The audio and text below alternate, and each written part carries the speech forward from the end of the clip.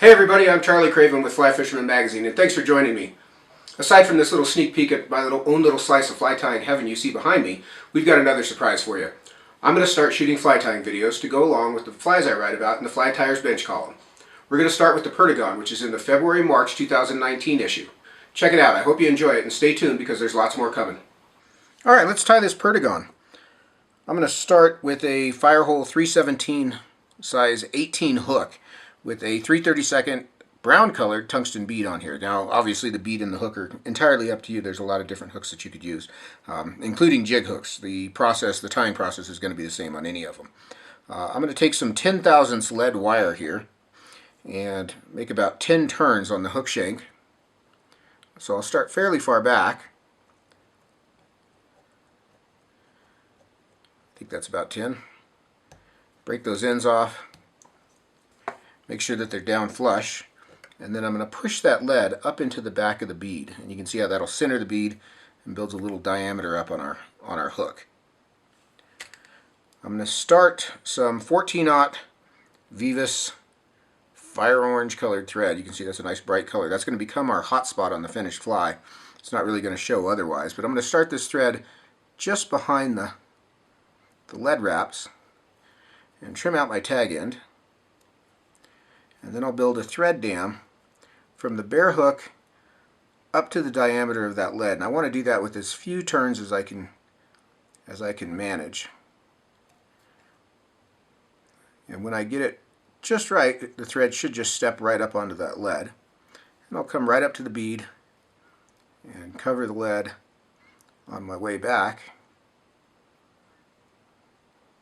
and work down around the bend just a bit. You don't want to creep too far into the hook bend. Now for the tail on this, I'm going to use about 6 or 8 fibers of Coq de Leon rooster saddle. You can see this is a really nicely modeled, very stiff fibered feather. And I'm going to take about 6 or 8 of these, and I'll pull these out so that their tips become even, like so. And I'll peel those off the feather. And I'm going to tie these in on the hook so they're about 3/4 of a shank length long, so just a little short of a shank length. Get a couple turns on there, check my length. I feel pretty good there. And then I'm going to come forward over those butt ends, trying to keep my thread as flat and smooth as possible, right up to the back of the bead, and then I'll trim those stub ends out. And I'll bring the thread right back down to where I started again. You can see as I'm working here, I'm being very diligent about keeping this underbody as smooth as I can. That's going to make our tinsel and quill body go a lot easier when we get to that here in a second. So now I'm going to take a stripped and dyed peacock quill, like so here. And what I want to search for in this bundle is one with a particularly dark edge. Eventually you end up using them all up, but I always use up the darker edged ones first. They just make a prettier body. So I want to find one with a nice dark edge.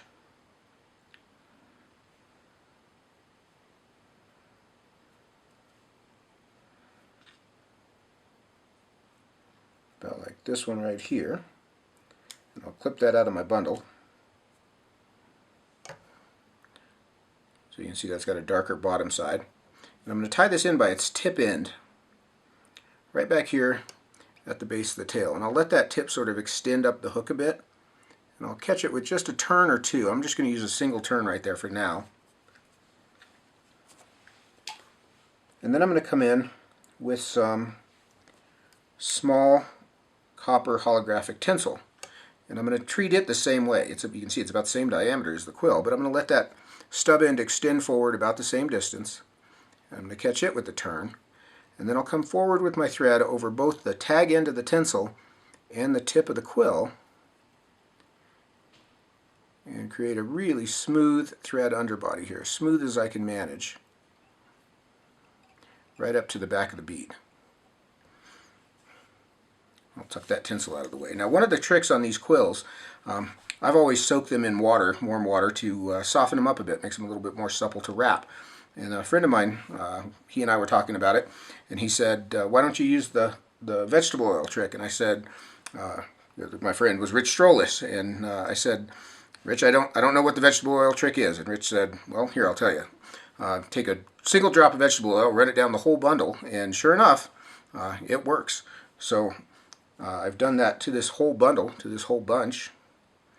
And I just put a drop on there and rub it in, and I just put them right back in the bag that way. And it keeps them soft. You don't have to soak them each time. So really nice little trick. And I think Rich mentioned that he got that trick from Kevin Compton. So credit where credit is due. Good job on both of those. So now I'm going to pick up my tinsel, and I'm going to create a tinsel body. So I really want to kind of butt these wraps together as I come forward without building a lot of bulk. So I don't want a lot of overlap.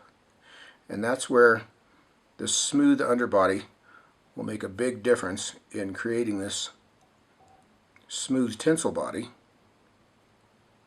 And I'm going to wrap over that right up to the back of the bead. And I'll tie that off with a couple turns. And then I'll pick up my hackle pliers and I'll grab the tip of this quill and I'm going to begin to wrap it. And I want that dark edge toward the back of the wrap. Alright, now I'm going to grab my hackle pliers and grab the end of this quill, and I want to wrap it with the dark edge toward the bend so that that dark edge follows as I begin to wrap. And I'm going to leave just a tiny bit of space between these turns so that I've got that tinsel showing through like a rib.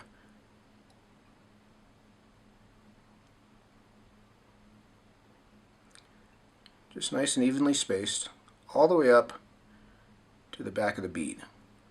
Once I get up there, I'll tie that off with a couple of turns and clip that excess out. Just a couple turns over that tag, and you can see we've got a nicely ribbed body there. So I'm going to build a little bit of a hot spot here for the thorax, and to do that I'm just going to wrap the thread. I'm not really going to build up much, just smooth that off and kind of get a nice prominent hot spot. Then I'll come in with my whip finisher and whip finish just behind the bead. Pull that down tight and clip that thread out. Now I'm going to come in with a little bit of Solarez Bone Dry. This is a water-thin UV resin, and I'm going to coat the entire body from head to tail, or from right behind the bead all the way to the base of the tail. Top, bottom, and sides. I want to get the whole fly coated. And I really try to do this fairly thinly, but I do try to take the texture off the quill so that there's no raised edges. And don't be afraid to use the rotary feature of your vise to make sure you've got the whole thing coated.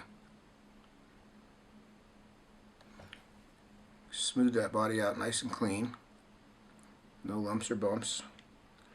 I actually might want to add just a bit more in here.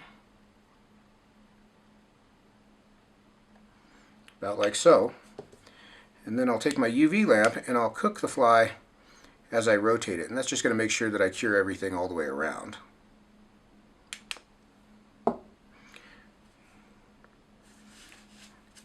Now for the wing case is a pretty slick little trick. Historically, these have had a little dab of black fingernail polish set in right here on top of the thorax to create the wing case. But with the advent of UV resin and UV lamps that cure it in 10 seconds and not having to wait for anything to dry, I've sort of lost all patience for waiting for things to dry. So a quicker way to do this is I'm going to take a Sharpie marker, or this is a Copic marker here, but a Sharpie will work fine. And I'm going to actually draw in the wing case. So just a little black oval from the back edge of the bead just onto the front edge of the body, kind of a little arrowhead shaped triangle up on top there. Like so. And you can see there's no dimension to that. That's just the color. Now I'm going to come in with my resin again, and I'm going to put a little drop right on top there. And you can see how that'll add the dimension to it, and then I'll cook it. You can see it starts to want to run down around. That's the whole idea. It becomes all one piece. I'll cook that right in place, and we've got that nice humped wing case across the top of the fly. This is really a quick, easy way to do this. And it creates a really nice wing case on that finished fly with no effort at all. So Quick, easy fly. That's a Perdigon. I'm glad you watched. We'll have a new one every month with every issue. Thanks for watching. I appreciate it. And there is our finished Perdigon. Simple little fly. Obviously, you can do it in 1,000,001 varieties, different variations, different colored beads, quills, tinsel, thread, hooks. You know, just about every part is interchangeable. The Coq de Leon tail does seem to be pretty standard on these.